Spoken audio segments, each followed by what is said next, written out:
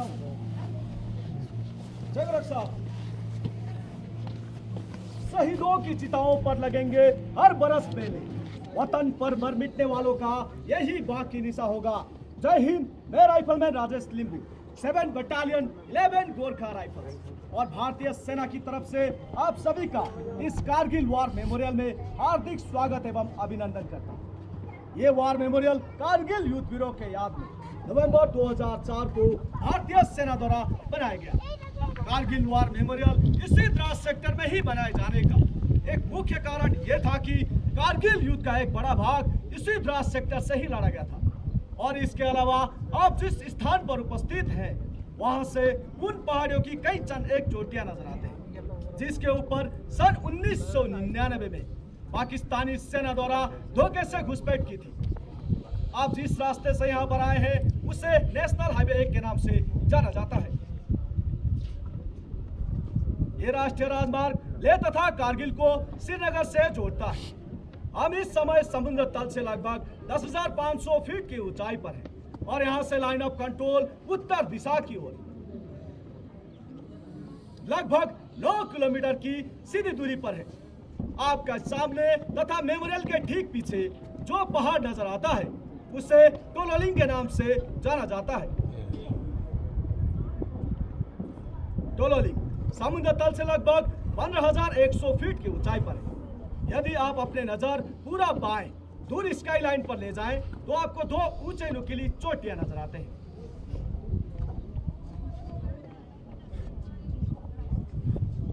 जिसके दाहिने वाली ऊंची नुकीली चोटी जो कि त्रिकोण के समान नजर आता है, नाम टाइगर हिल।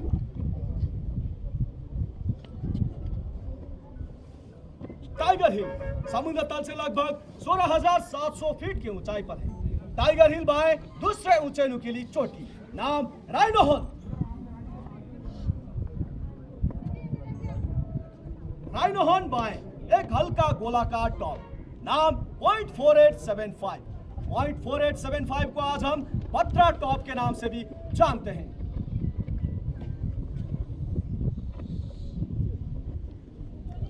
आपके सामने टोलोलिंग पहाड़ पर दुश्मन के करीब 100 सैनिक थे।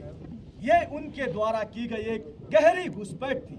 वहां से दुश्मन नेशनल हाईवे 1 के ऊपर प्रभावशाली फायर डाल रहे थे जिसके कारण नेशनल हाईवे 1 पर आवागमन अत्यंत कठिन हो गया था। 22 मई 1999 को टोलोलिंग पर कब्जा करने की जिम्मेवारी भारतीय सेना द्वारा 18 ग्रेनेडियर्स बटालियन, 2 राजपूताना राइफल्स व 18 गढ़वाल राइफल्स को दी गई। 13 जून 1999 को 2 राजपूताना राइफल्स के मेजर विवेक गुप्ता ने अपने सर्वोच्च बलिदान देते हुए टोलोलिंग की चोटियों पर तिरंगा लहराया। टोलोलिंग के जीत से उत्साहित हमारी सेना की अगला लक्ष्य टाइगर हिल था। टाइगर हिल को कब्जा करने की जिम्मेवारी भारतीय सेना द्वारा 18 ग्रेनेडियर्स बटालियन व 8 सिख बटालियन को दिया गया। दोनों ही बटालियन ने 2 जुलाई की रात भिन्न भिन्न दिशाओं से हमला शुरू किया। लक्ष्य कठिन था पर असंभव नहीं।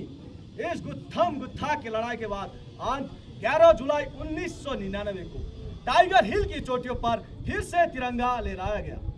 उनके इस अदम्य साहस को देखते हुए 18 ग्रेनेडियर्स बटालियन के ग्रेनेडियर योगेंद्र सिंह यादव को परमवीर चक्र व लेफ्टिनेंट बलवान सिंह को महावीर चक्र से सम्मानित किया गया। .4875 और उसके आसपास की चोटियों को कब्जा करने की जिम्मेवारी 13 जम्मू एंड कश्मीर राइफल, 17 जाट व 2 नागा बटालियन को दिया गया। 4 जुलाई से लेकर 7 जुलाई तक चले इस संघर्षपूर्ण मुकाबले में तीनों ही बटालियन ने भिन्न भिन्न दिशाओं से हमला कर दुश्मनों का मुंह तोड़ जवाब दिया। साथ ही तीनों चोटियों पर फिर से दोबारा अपना कब्जा स्थापित किया। इस ऑपरेशन के दौरान 13 जम्मू एंड कश्मीर राइफल के कैप्टन विक्रम बत्रा ने साहस के नया अध्याय लिखते हुए अपने प्राणों को देश के नाम न्यौछावर कर दिया। उन्हें मरणोपरांत परमवीर चक्र से सम्मानित किया गया। साथ ही उन्हीं के बटालियन के राइफलमैन संजय कुमार को भी परमवीर चक्र से नवाजा गया। ऑपरेशन विजय में द्रास सेक्टर के अलावा कारगिल, बटालिक व सब सेक्टर हनीफ में भी भारत के वीर सपूतों ने कई शौर्य के गाथाएं लिखी। बटालिक सेक्टर के खालूवार हिल्स को कब्जा करने की जिम्मेवारी फर्स्ट बटालियन 11 गोरखा राइफल्स को दी गई। कैप्टन मनोज कुमार पांडे ने इस लड़ाई में अद्भुत वीरता व नेतृत्व क्षमता का प्रदर्शन किया।